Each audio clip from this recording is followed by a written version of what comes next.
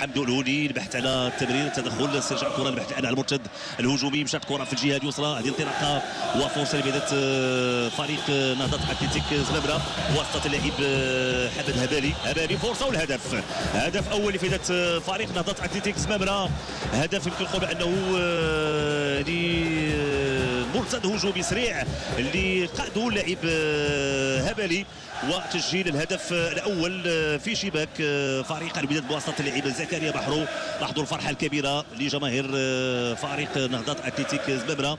اذا مرتد هجومي سريع كان منسق بالنسبه لفريق نهضه اتلتيك زمامره، وزكريا بحرو يتمكن من وضع كره في الشباك. تابعوا من جديد هذا المرتد الهجومي، انطلاقه ديال اللاعب هبالي.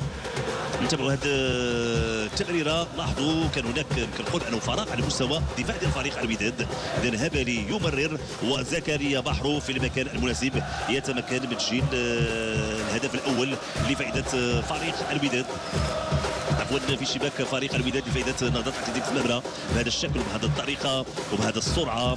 اذا زكريا بحرو يضع الكره في الشباك وبالتالي ياخذ التقدم في هذا اللقاء.